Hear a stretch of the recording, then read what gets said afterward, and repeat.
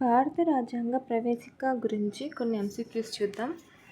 భారత రాజ్యాంగంలోని పీఠిక ఏ దేశ రాజ్యాంగాన్ని పోలి ఉంటుంది? France, America, Canada, Italy. Answer option B, America. భారత రాజ్యాంగ లక్ష్యాలను, ఆశయాలను తెలిపే రాజ్యాంగ పీఠికను అమెరికా రాజ్యాంగం నుండి గ్రహించాము. ప్రవేశిక లేదా పీఠికకు మూలాధారం ఏది? గాంధీ అహింసావాదం, బిఆర్ అంబేద్కర్ ముసాయిదా రాజ్యాంగం, నెహ్రూ ఆశయాలు లక్ష్యాల తీర్మానం, వందేమాతర ఉద్యమం. ఆన్సర్ ఆప్షన్ సి, నెహ్రూ ఆశయాలు లక్ష్యాల తీర్మానం.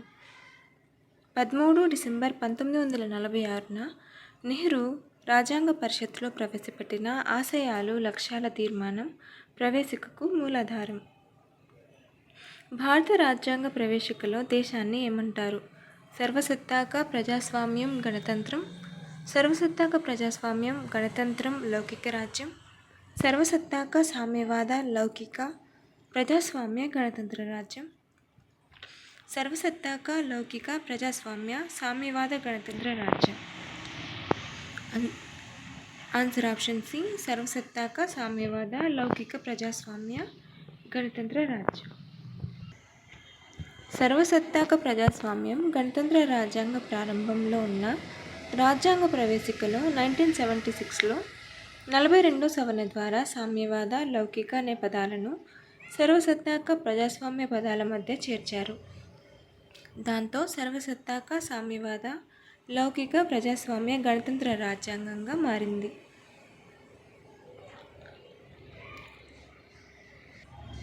భారత రాజ్యాంగాన్ని ఎవరు ఆమోదించి సమర్పించినట్లు పేర్కొంటారు? రాజ్యాంగ పరిషత్, భారత పార్లమెంట్, బ్రిటిష్ పార్లమెంట్, భారత ప్రజలు. ఆన్సర్ ఆప్షన్ డి, భారత ప్రజలు. భారత రాజ్యాంగాన్ని రూపొందించి ఆమోదించి సమర్పించింది రాజ్యాంగ పరిషత్ అయినప్పటికీ ప్రవేశికలో భారత ప్రజలమైన మాకు మేము ఆమోదించుకొని సమర్పించుకునే రాజ్యాంగం అని పేర్కొన్నారు. రాజ్యాంగ మౌలిక లక్షణం కానిదేది? సమాఖ్య, లౌకికవాదం, న్యాయ సమీక్ష, న్యాయస్థానాల క్రియాశీలత. ఆన్సర్ ఆప్షన్ డి,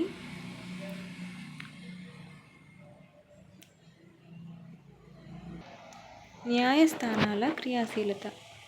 భారత రాజ్యాంగ ప్రవేశిక సాధించవలసిన లక్ష్యం: సాంఘిక, ఆర్థిక మరియు రాజకీయ న్యాయం, సమాన హోదా, ఆలోచన, భావ ప్రకటన, నమ్మకం, ఆరాధన విషయాల్లో స్వేచ్ఛ, వ్యక్తి గౌరవాన్ని, జాతీయ ఐక్యతను, సమగ్రతను పెంపొందించు, సౌభ్రాతృత్వాన్ని కాపాడటం, పైవన్నీ. ఆన్సర్ ఆప్షన్ డి, పైవన్నీ. స్వేచ్ఛ, సమానత్వం, సౌభ్రాతృత్వం, గణతంత్ర స్వభావం ఏ దేశ రాజ్యాంగం నుండి గ్రహించారు? America, Russia, French, Ireland. Answer option C, French. లక్ష్యాలు, ఆశయాల తీర్మానాలను రాజ్యాంగ పరిషత్ ఎప్పుడు ఆమోదించారు? 13/12/1946, 13/1/1947, 12/1/1947, 26/1/1950. Answer option C, 22/1/1947. లక్ష్యాలు, ఆశయాల తీర్మానంలో పేర్కొన్న ఆదర్శాలు ఏవి? స్వేచ్ఛ, సమానత్వం, సౌభ్రాతృత్వం, పైవన్నీ. ఆన్సర్ ఆప్షన్ డి, పైవన్నీ. రాజ్యాంగ పీఠికను ఎన్నిసార్లు సవరించారు?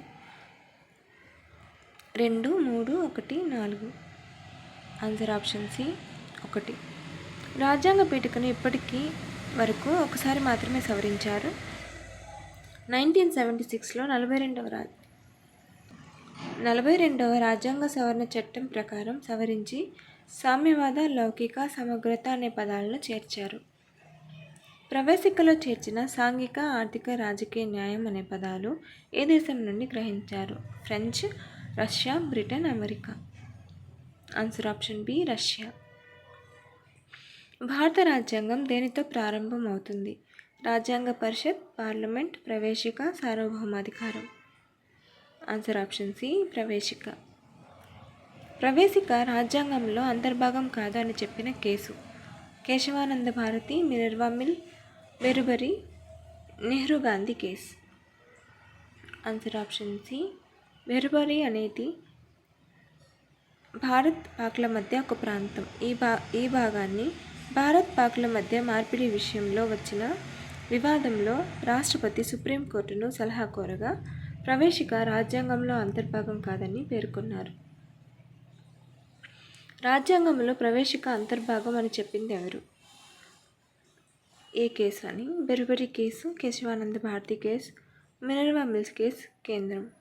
Answer option B, Kesavananda Bharati case.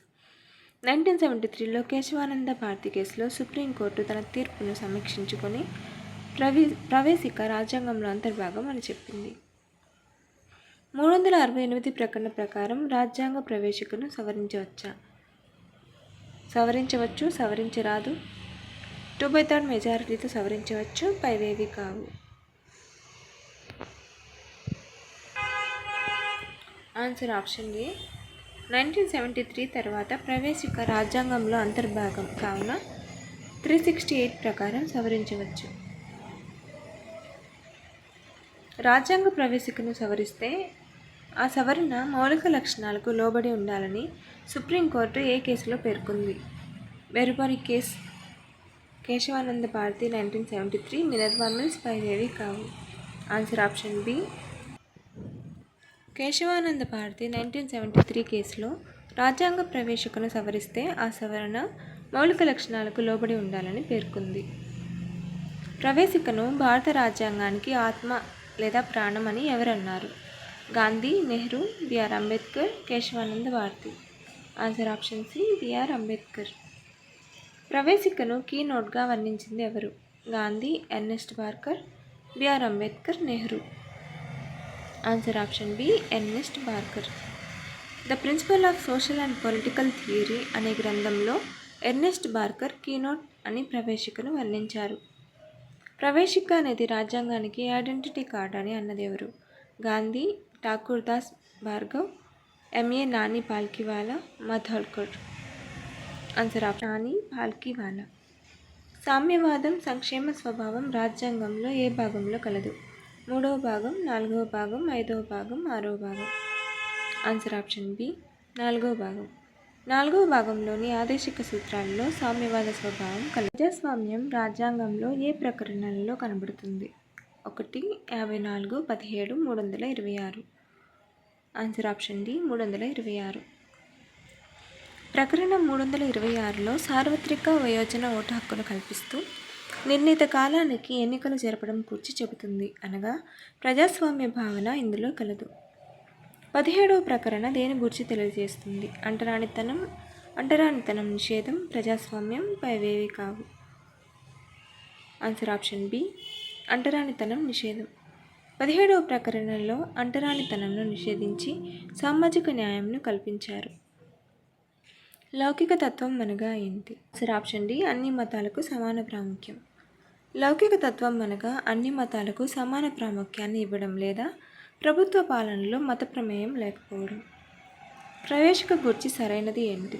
పౌరులు ప్రవేశికను అమలుపరచమని న్యాయస్థానాన్ని ఆశ్రయించవచ్చు. ప్రవేశికకు న్యాయ సంరక్షణ కలదు. ప్రవేశికపై న్యాయస్థానాన్ని ఆశ్రయించలేము. ప్రవేశికను 2 సార్లు సవరించారు. ఆన్సర్ ఆప్షన్ సి, ప్రవేశికకు న్యాయ సంరక్షణ లేదు. అందువల్ల ప్రవేశికలోని అంశాలు అమలు చేయమని న్యాయస్థానాన్ని ఆశ్రయించలేము. రాజ్యాంగ ప్రవేశికను ఏ రాజ్యాంగ ప్రకరణలో పేర్కొన్నారు? 1, 2, 5, పైవేవి కావు. Answer option D. రాజ్యాంగ పీఠిక గూర్చి రాజ్యాంగంలోని ఏ ప్రకరణను ఎక్కడా పేర్కొనలేదు. క్రింది వాటిలో రాజ్యాంగంలో భాగం కానిది ఏది? ప్రవేశిక, ఆదేశిక సూత్రాలు, ప్రాథమిక హక్కులు ఏది కాదు? ఆన్సర్ ఆప్షన్ ఏ. ప్రవేశిక రాజ్యాంగంలో ఎక్కడా పేర్కొనలేదు. భారత రాజ్యాంగ ప్రవేశిక ఏ పదాలతో ప్రారంభమవుతుంది? ప్రజాస్వామ్యం, సామ్యవాదం, భారత ప్రజలమైన మేము, లౌకిక. ఆన్సర్ ఆప్షన్ సి, భారత ప్రజలమైన మేము. ప్రవేశిక గూర్చి రాజ్యాంగ పరిషత్ సభ్యుడైన మన్సూర్ త్యాగి ఇలా పేర్కొన్నారు: ప్రవేశిక రాజ్యాంగంలో అంతర్భాగం. రాజ్యాంగ ప్రవేశిక రాజ్యాంగంలో అంతర్భాగం కాదు. ఏ, బి రెండు పైవేవి కావు. ఆన్సర్ ఆప్షన్ బి, రాజ్యాంగ ప్రవేశిక రాజ్యాంగంలో అంతర్భాగం కాదు అని పేర్కొన్నారు. భారత రాజ్యాంగ లక్ష్యాల్లో ఒకటైన ఆర్థిక న్యాయాన్ని దేనిలో పొందుపరిచారు? పీఠిక, ఆదేశిక సూత్రాలు, పీఠిక, ప్రాథమిక అంశాలు, ప్రాథమిక హక్కులు, ఆదేశిక సూత్రాలు, ప్రాథమిక హక్కులు. ఆన్సర్ ఆప్షన్ ఏ పీఠిక, ఆదేశ సూత్రాలు. రాజ్యాంగ ప్రవేశిక, ఆదేశ సూత్రాల్లో మాత్రమే ఆర్థిక న్యాయం గురించి పేర్కొన్నారు.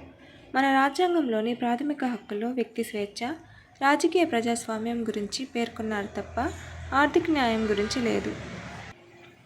భారత రాజ్యాంగం సమన్యాయ పాలన అనే అంశం ఏ దేశం నుండి గ్రహించింది? British, America, French, Japan.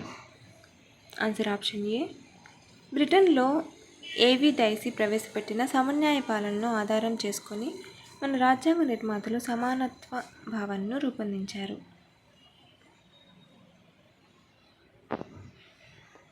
భారతదేశంలో సర్వోన్నతమైనదిగా దేన్ని పేర్కొంటారు?